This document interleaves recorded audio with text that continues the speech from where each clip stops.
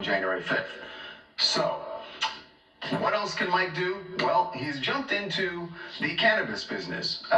He and his partner run the Jewels, have their own strain now, and this is about more than just making money off of marijuana for Mike. There's much more at stake here. Well, it's also, Charles, it's also just an acknowledgement that really this business was built off the backs of many, many thousands of black people who were incarcerated unfairly, who really bore the brunt of these ridiculous marijuana laws. Well, let's get into it with Mike right now, because very happy to say he is joining us once again to talk about this.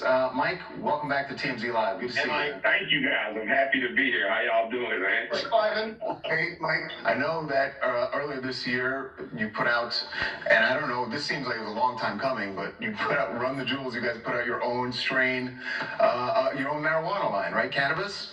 Yes, man. It has a beautiful going? packaging. The packaging is beautiful. The high is euphoric. It is a hybrid. L is a sativa guy.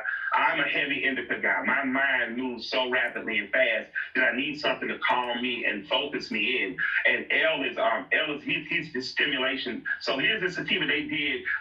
Cookies and Lemonade did an amazing job creating a hybrid. Shouts out to Burner, man. Mexican-American brother, Northern California, has built what will be a billion-dollar company, rapper, entrepreneur, and I just love that brother to death. He put the play together. People are loving it. People are live and smoking. Now I just got to push our governor, push the people under the gold dome here to not only allow marijuana, because it's going to grow into recreational uses. We've seen that in other states. But there needs to be a presence of African-American ownership in Georgia of marijuana. We have had young men serve 10, 20, 30, 40 years, and then they get out and they cannot participate in the trade that they helped build. That's like a moonshiner who brewed shine through prohibition, not getting a chance to have a liquor license. We've done that mistake before, so I want to demand normal other marijuana organizations out there to get people of color on the forefront. And I'm going to be frank and say black folks deserve a big stake. We deserve at least 25% of the marijuana industry because it has truly been built on our backs, and we need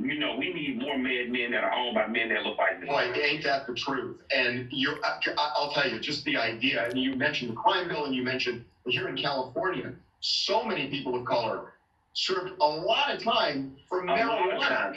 A lot of time. And we talk about reparations. This is a form of reparations that I think is due because of what we did. Absolutely. I know white people sometimes they hear you say black man, they get fidgety. Let me tell y'all something. Black people were annexed out of the liquor business. They were annexed out of marijuana. And these businesses were used, ugly images of them were used to pass bills for prohibition. They didn't want white women and black men dancing to jazz clubs on the underground, so they vilified things like marijuana and liquor. Then when liquor opened up, we were not allowed to get licenses. And the licenses were sold in a mafia-like style to different regions and different states and who could distribute it. Let's not make the same mistake with marijuana.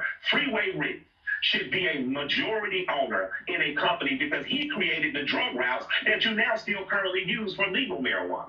There should be people who get out of federal prison and walk into corporations and get jobs. In the same way that Chuck Schumer pivoted anti-marijuana for a long time, marijuana goes legit. Next thing you know, he's on boards. That's wrong. And it's unfair. And if we don't get an opportunity to play in the game, I demand that black people and progressives start to withhold that vote locally. Mike, what do you think the chances are of federal decriminalization? I know the House passing that bill certainly is a step, but it's a small step before there's an actual federal law made. I want to challenge Joe Biden to do what Bernie Sanders said. He would have descheduled it the first day of his presidency. You have the power of that pen to invoke things like gun laws. You should have the power of that pen to take it off the Schedule 1 list so that if nothing else is decriminalized to the point that kids' lives aren't being ruined today.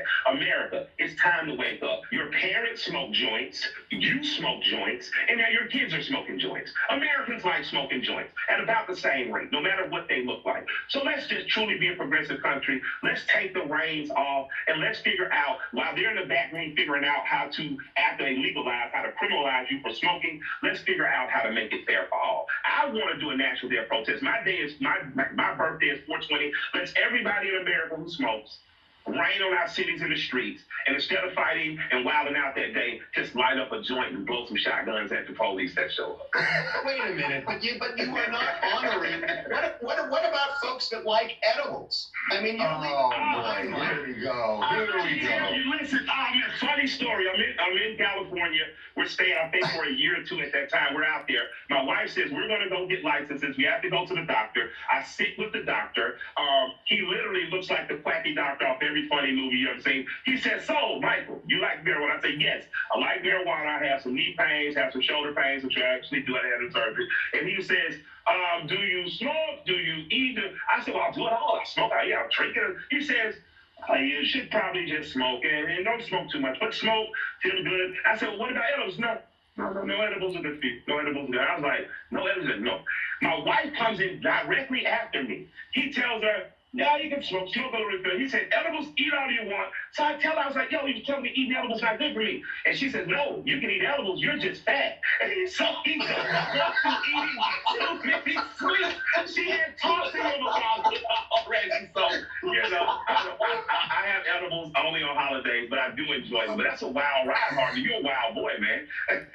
Well, listen, I've got a sleeping disorder, and it's changed my life. Oh, gosh. And I will say this. I have a really bad sleeping disorder, and I was taking Ambien, which isn't great.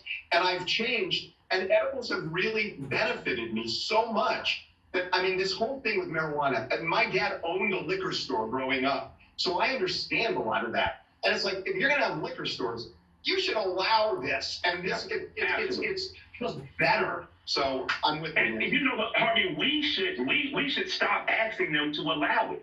It's just that simple. Part of the local election should be, what are your views on marijuana? And if you can let an Oxycontin dispensary exist in Florida for 15, 20 years, and yet you don't let full free marijuana run, then we're not going to vote you in office.